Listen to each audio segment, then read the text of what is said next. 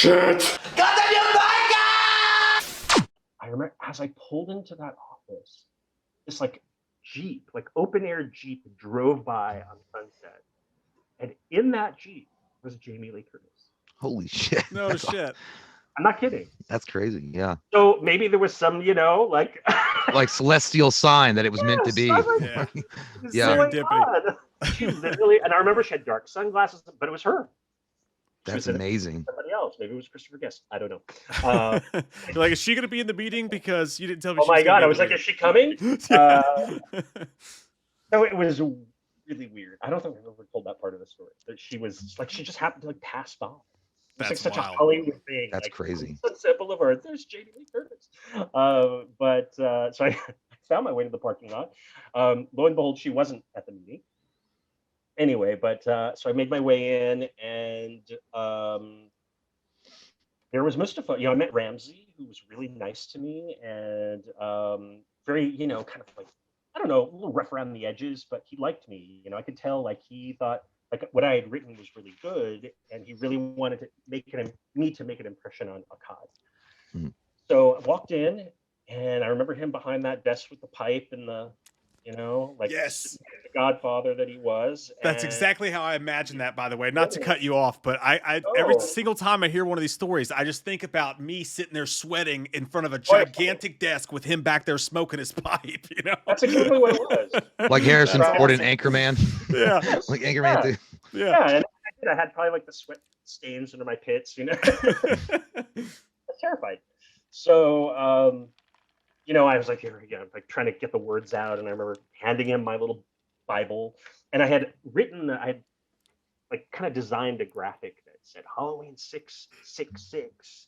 And then I took the A out of Halloween and made the thorn that had been in 5.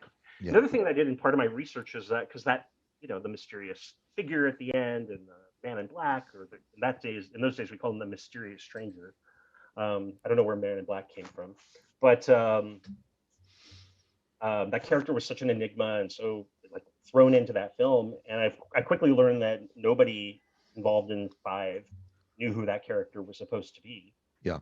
Including Akkad, including the director, the writer. Nobody had any idea. They just kind of put it in there as kind of like a bit of a red herring or something to kind of, bait the audience into coming back for another one. Yeah.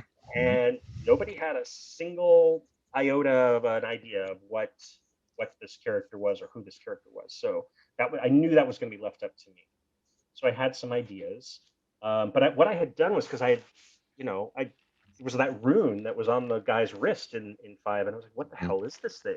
And it wasn't like in those days I could go on Google and look for it. There was nothing like that. So I went to a place in LA called the Bodhi Tree Bookstore. It was like this very like new agey bookstore that closed a few years ago, but it was a great place to hang out and just find like shit. But anyway, so I had sketched the rune of the thorn, and I'd shown it, I think, to one of the the workers there, to one of the experts, and she pointed me to this book called Rune Magic by Donald Tyson. I still have it, and I learned what the thorn was. So I used all of that research, all of that lore, mythology, and I put it into this Bible. Anyway, so there I am sitting at the desk. I put it on Akkad's desk. He's like, "Thank you," and I walked in with it. It was the end of the meeting. Oh, you didn't like you didn't get to pitch it or tell him what it was or anything? No. Oh man. Because it sounds like you'd wrote in like a Lord of the Rings, J.R.R. Tolkien kind of thing. Oh my God. Yeah. And you slapped it down like a never-ending story, like this big giant book, and he's like, all right, well, thanks. We'll see you later. Yeah. It's like, damn. Was that the real guy or what? And he kind of like laughed at me a little bit, and I was like, oh my God, he hates me. Like I think he was so amused, like this kid who comes in here and like, who are you? Yeah. And I was like, well, that was that. And I had built this up in my mind so much, like, oh my God, this is like the greatest moment of my life. And then that was it. Nope. And he was very nice to me, but I just think he was amused by the fact that I, was this kid who walked in there and had all of, just was nervous and didn't know what to say. And I tried my best to kind of talk about the films and how much I love them and all of that. And I remember him like shooting looks at Ramsey, like, who's this? Oh my God. And I was like, oh So I remember walking out of that meeting, and Jamie Lee Curtis was nowhere to be found when I No. left. And I just remember feeling so deflated Ugh. at the end. Like I blew Well, it. I blew my chance. Yeah, Oh. yeah. I was gonna ask you, man. Like one of the main things I've always wondered, because Halloween 5, the way that it ended, you're right. Like a very like open-ended kind of question, like, or most likely that they just want to get people's asses back in the seats and come see it again, so they introduce the Man in Black or the Mysterious Strangers or whatever. How hard was that for you to pick up the pieces of what they left behind in H5 and do a follow-up like The Curse of Michael Myers, and then also try and attempt to tie in all the other flicks that had gone before it? And how important was that for you to do that? I mean, as I've said, it was important to me, but I don't think it was very successful the way that we did it. Ultimately, what ended up on screen. I think that, well, anyway, just to kind of, and I think maybe some of this will answer your questions, but so I went away from this movie being deflated, and 5 years later, It was 5 years? Yeah, Oh, 5 years, yeah. my phone rang one day. And weirdly enough, I had a day job, and I was, writing, and I was, doing other things and pitching stuff. And like anybody starting their career, you just write and you connect and you just try to, make inroads. Anyhow, my phone rang at my desk, and I worked for a company called the MPAA, the ratings board, the infamous censors of the 1980s. They're not such censors anymore, but back then, it's like that's why all these horror films were cut to ribbons. Yep. Because of the craziness of the MPAA censoring. Anyhow, so it's funny when Halloween 6 came through there, they were like, "Oh, pass." They let it through.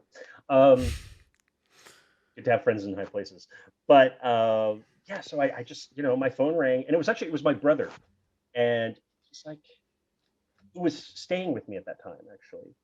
And it's like, just got a phone call at the house that I don't know if it's real, but he said his name is Moustapha Akkad and he wants to talk to you about Halloween. Damn. I'm like, you fucking what? with me, dude?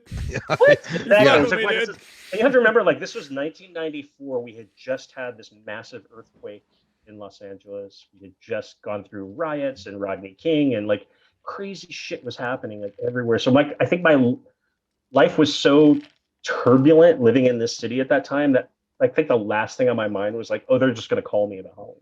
Like it was like far removed from my psyche at that point. But anyway, and I'm thinking this has got to be bullshit. So he's like, no, he wants you to call him like now, like holy shit. So I call, and like this receptionist answers, and she's like, yep, we've been waiting for your call. Click, doop, boop, and 5 seconds later he's on the phone, and it's like this. Daniel, Moustapha Akkad, you met me in 1989. I'm like, yes, I know. He's like, we want you to come because we need to talk about this Halloween. We cannot figure this. I can totally imagine that phone call, man. That's Dude, awesome. I can exactly imagine that. Yeah, I can imagine. You need to come. You come to my office. We talk about this. I'm like, okay. And I think, maybe 3 days later, 2 or 3 days later, there I was sitting in his now relocated office, and his son Malik was around my age, and was kind of like the office, I don't know, like manager at that time, and was in the meeting. And I remember Paul Freeman, who was the producer of On 4, was in the meeting. Looked like John Goodman sitting there in like his fishing vest, right? Yeah, no, totally had the fishing vest on. Yes. And I remember the posters were all over the wall, and that's terrifying enough. And then they had the mask, like they had made a mask for Halloween 6. Oh shit! It already molded George Wilbur's face. Oh man, it was already sitting there. He goes, "Well, we have this mask, but we have no script. You must help us now." Oh, it was exactly that. And he's literally like, we have had, and by the way, I had read some trade releases like, oh, this new company Miramax was buying the rights to Halloween, and oh, it's this guy is going to do it, and oh, this guy's going to do it, and Scott, what's his name, and there was like cavalcade of writers that were mentioned in connection with the project. Did they mention Quentin Tarantino at that moment too? No, but that was never really true. You know, I think if anything, Oh. Quentin would have probably had some sort of producerial role because Scott Spiegel, I think, was the person they were. Yeah, it was. Kind of. I remember Spiegel and Tarantino from all the stories like together Yeah, but it in some wasn't. fashion, but Yeah, but I think Tarantino was making Pulp Fiction at that point, and it was just like that was just about to come out, and he wasn't going to make Halloween 6. I think he would have maybe jumped in on the producing side of it. Okay.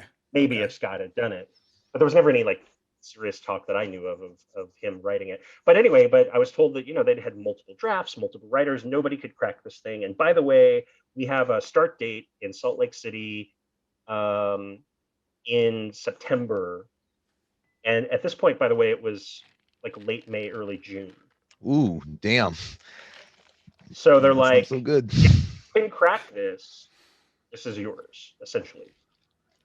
And so they gave me, a week, I want to say, to go away and write a treatment.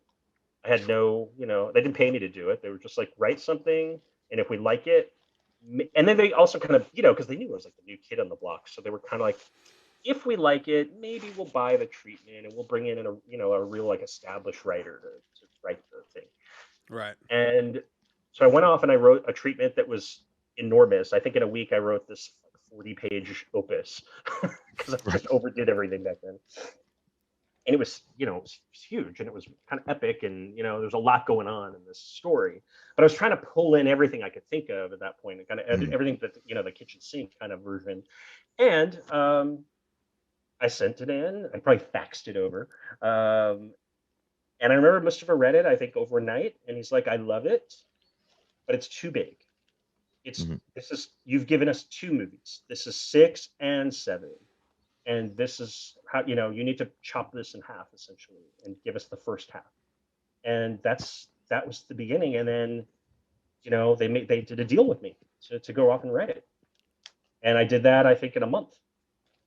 And they had a draft, and then they could start, budgeting and casting. And, from that's where it all started, was from that initial meeting. And I think it was between that first meeting and me delivering a script was maybe 5 weeks. What are you going to do on October 31st? What are you going to do on October 31st? Here comes that white-faced fucker, an asshole like no other. He's a big old piece of shit. Wants to stab your sister's tits cause he's a white-faced fucker. Loomis can't recover. Dr. Challenge drunk again, sleeping with your sister's friends.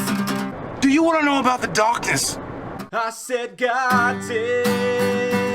God damn you, Michael! I said, God damn. A lot of people don't know the darkness that goes inside their hearts. I said, God damn. God damn you, Michael!